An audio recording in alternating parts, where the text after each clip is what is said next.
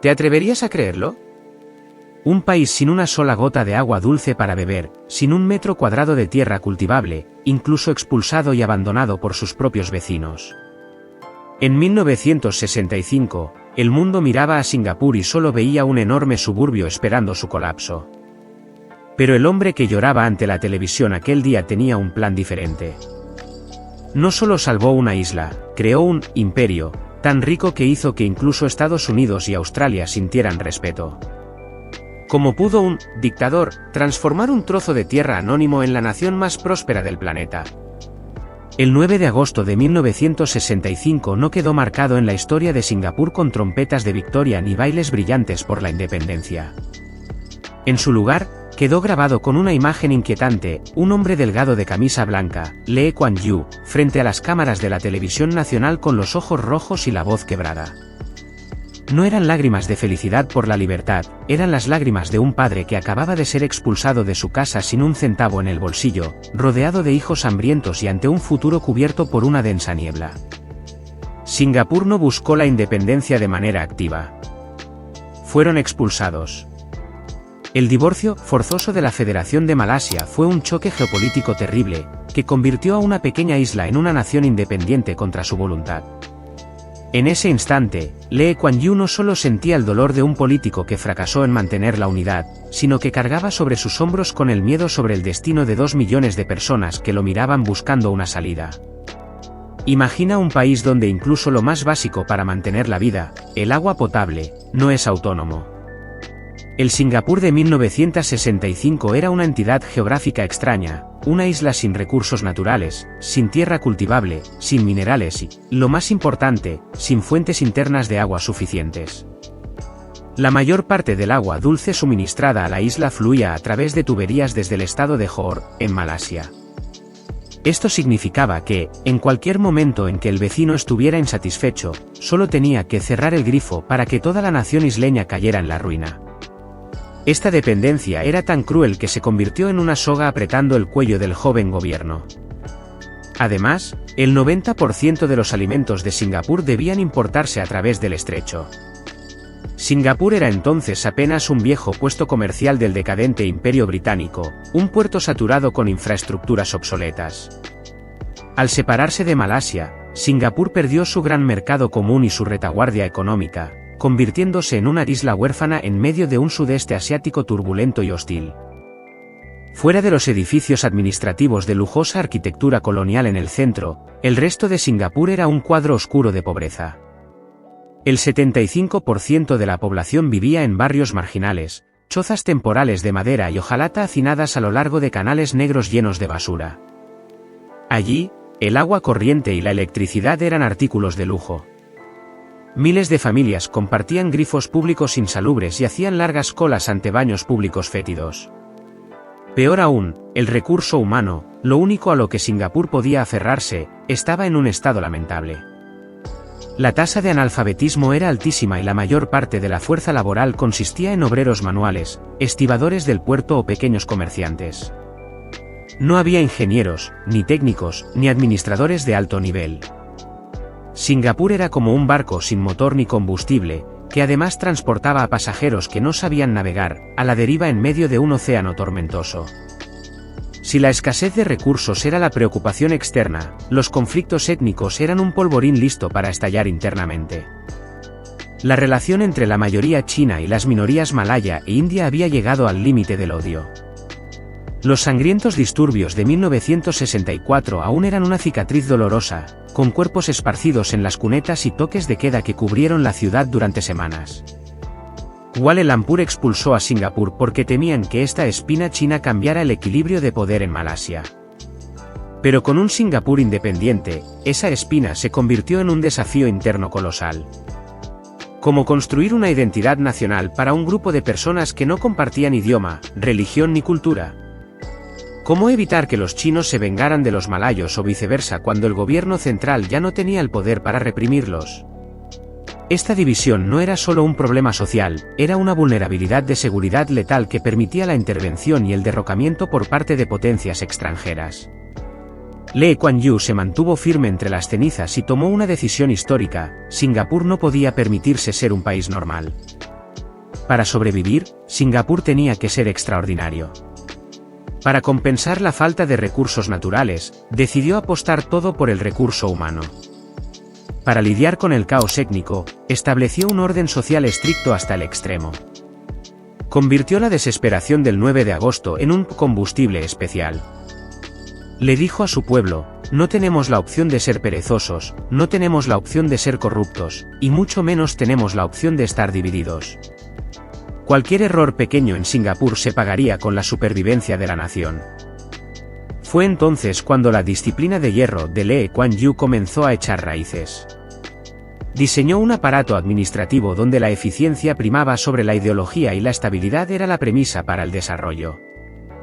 Las lágrimas en la televisión se secaron, dejando paso a la mirada fría y decidida de un gran arquitecto. Lee Kuan Yew entendió que, si no podía convertir esta isla en un dragón, siempre sería solo una empresa para los más fuertes. El primer capítulo de Singapur no se escribió con tinta, sino con sudor, sangre y un espíritu de acero nacido del abandono más absoluto. Una nación destinada al fracaso comenzaba ahora el viaje a contracorriente más grandioso de la historia de la humanidad. Lee Kuan Yew no dirigió Singapur como una nación convencional, lo dirigió como una corporación de supervivencia.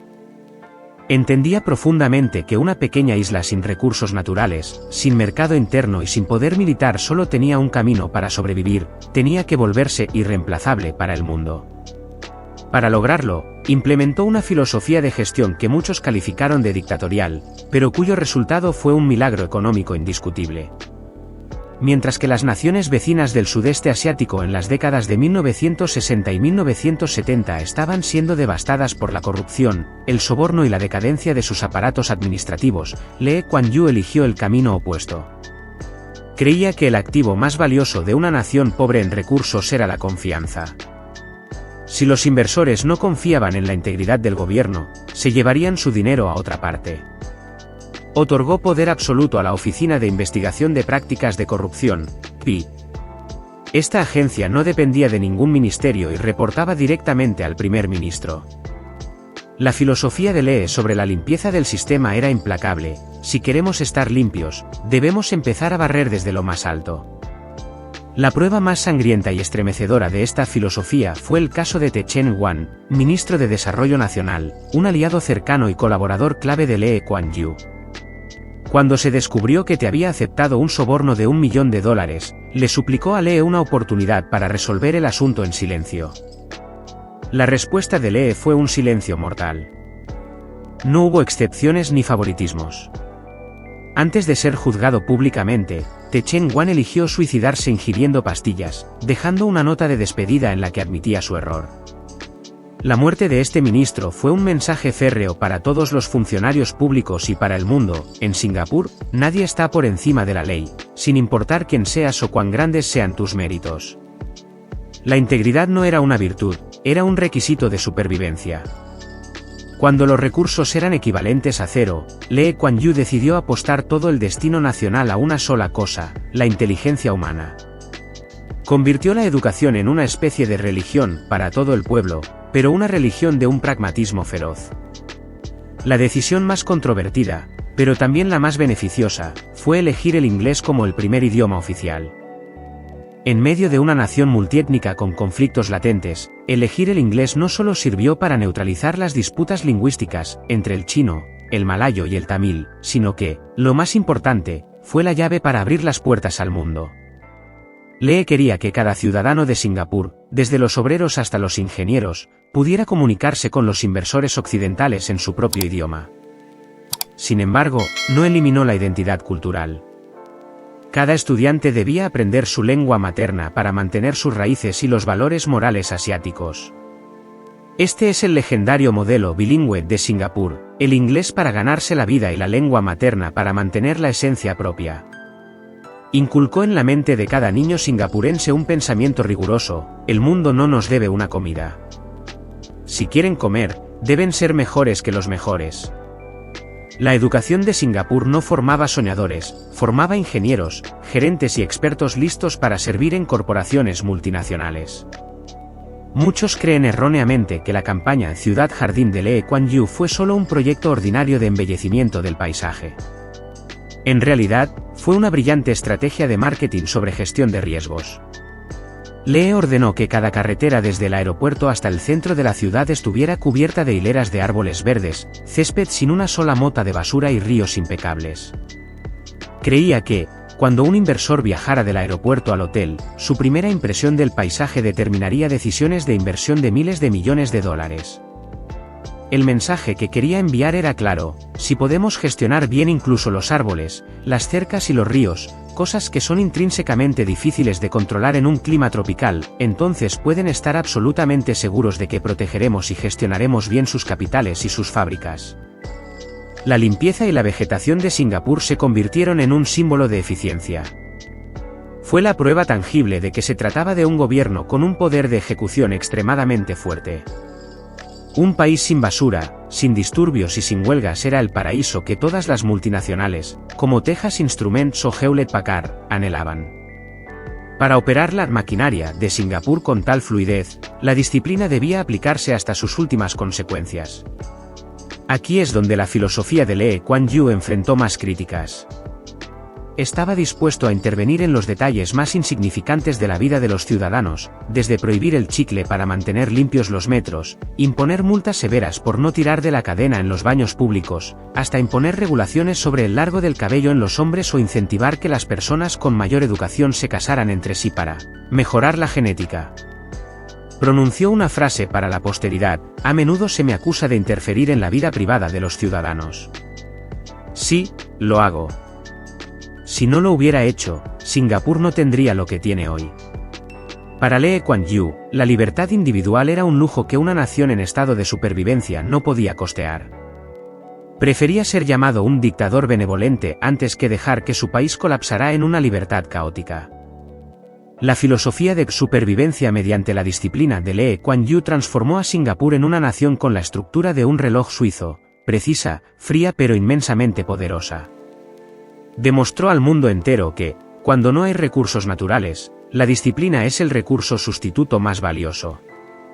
Singapur ya no era una tierra huérfana y abandonada, se había convertido en un centro global de logística, finanzas e inteligencia.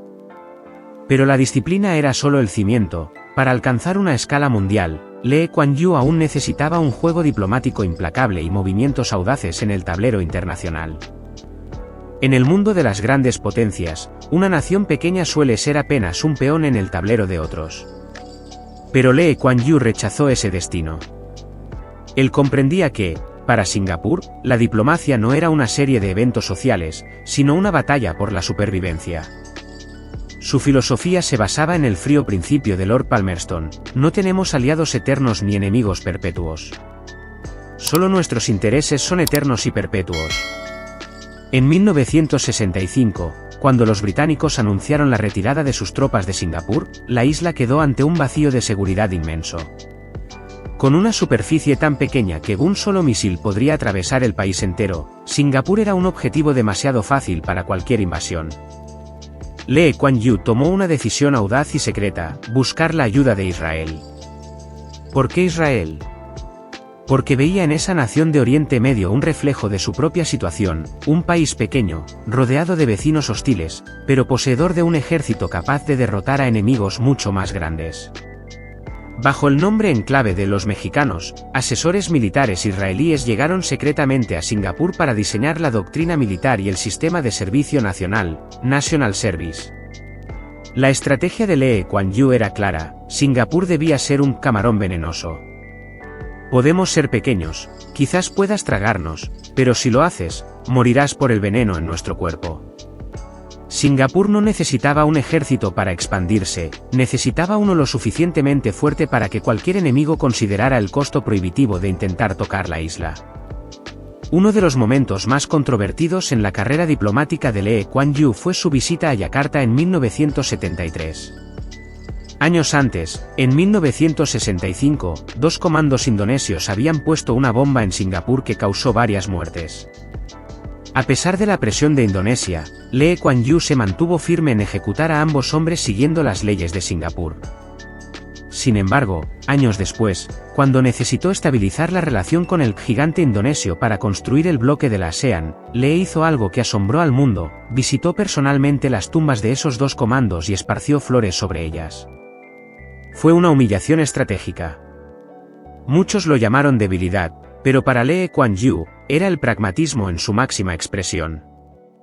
Estaba dispuesto a rebajar su ego personal y arrodillarse ante el pasado a cambio de un futuro de paz y cooperación económica con su vecino más grande. Entendía que un Singapur próspero no podía existir al lado de una Indonesia resentida. En contraste con su flexibilidad hacia Indonesia, Lee Kuan Yew mostró un rostro de hierro frente a la superpotencia estadounidense. En 1960, cuando la CIA fue atrapada intentando sobornar a un oficial de inteligencia de Singapur, Lee no eligió el silencio diplomático. Expuso públicamente la acción, humilló a Washington ante la opinión internacional y exigió una compensación de $100 millones. Su mensaje fue contundente: no piensen que por ser pequeños pueden pisotear nuestra soberanía. No se inclinó totalmente hacia Occidente, pero tampoco se opuso a ellos. Singapur recibió barcos de guerra estadounidenses y cooperó económicamente con ellos, pero estaba dispuesto a abofetear a la superpotencia si violaba las reglas del juego en la isla. El respeto que el mundo siente por Singapur no proviene de la súplica, sino de ver a una nación pequeña con principios de acero lista para ejecutarlos sin importar quién sea el oponente. Lee Kuan Yew nunca creyó en promesas vacías de paz internacional, creía en el equilibrio de poder. Dedicó sus palabras más mordaces a las naciones dependientes o indisciplinadas. Calificó a Australia como la basura blanca de Asia por temor a que se volvieran perezosos debido a su excesiva dependencia de los recursos naturales. Advirtió a los países africanos sobre la autodestrucción causada por la corrupción. Cada paso diplomático servía a un único propósito: convertir a Singapur en un eslabón indispensable en la cadena de valor global. Transformó a Singapur en un lugar donde Estados Unidos, China, Japón y Europa tuvieran intereses económicos entrelazados. Cuando todos los elefantes tienen sus activos depositados en la casa de la hormiga, ellos mismos protegerán a esa hormiga para no dañar su propia riqueza. La política exterior de Lee Kuan Yew fue una extraña combinación entre la mente fría de un matemático y el corazón ardiente de un nacionalista. Enseñó al mundo una lección: una nación pequeña no tiene por qué ser un lacayo. Si eres lo suficientemente inteligente, disciplinado y despiadado cuando es necesario, puedes hacer que el mundo entero gire alrededor del eje de tus propios intereses. Singapur pasó de ser un puerto huérfano a convertirse en el centro de coordinación del mundo, un lugar donde todas las potencias deben escuchar las palabras de un hombre de una isla diminuta. Sin embargo, esa riqueza y posición vinieron con otro precio: el control social absoluto y el final de una era dinástica.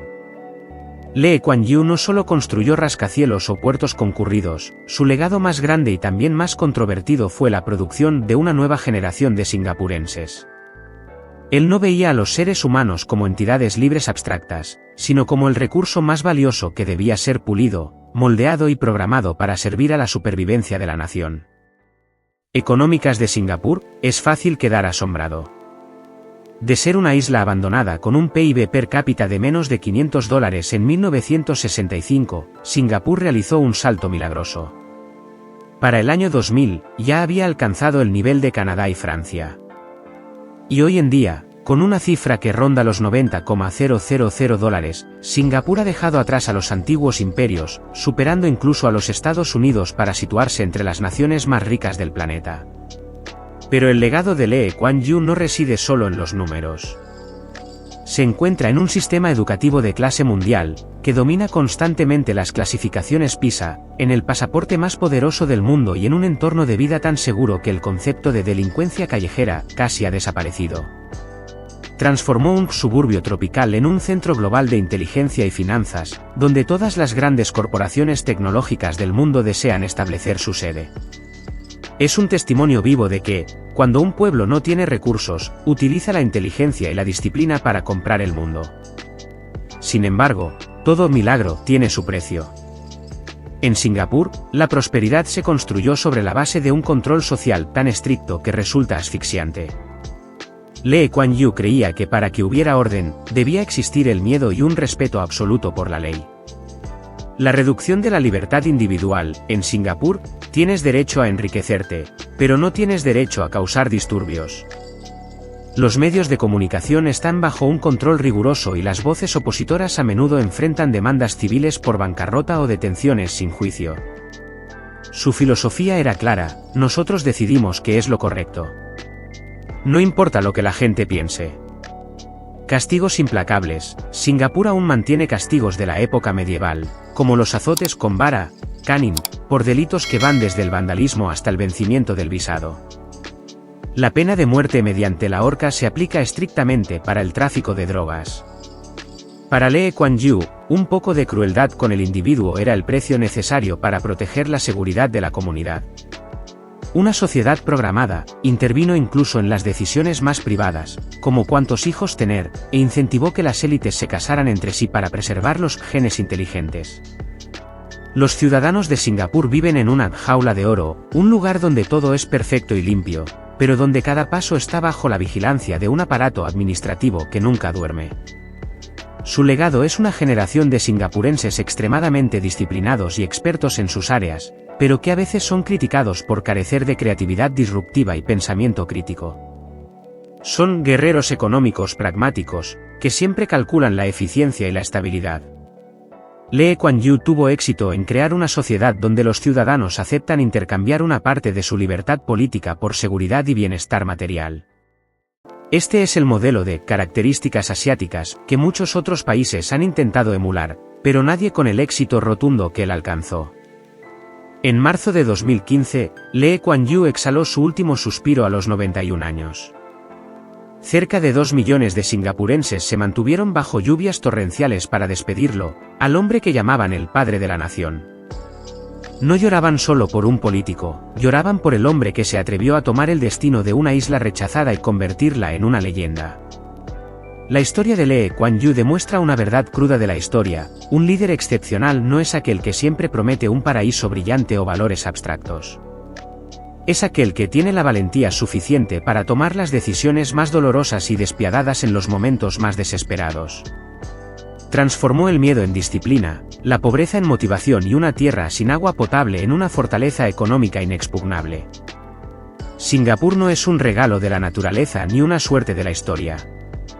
Es un producto de la voluntad humana, moldeado bajo la mano de hierro de un hombre que decidió que su nación no sería pisoteada nunca más. El legado de Lee Kuan Yew perdurará mientras Singapur se mantenga en pie. Es un recordatorio de que, en este mundo, el recurso más valioso no se encuentra bajo tierra, sino en la inteligencia y la disciplina de cada ser humano.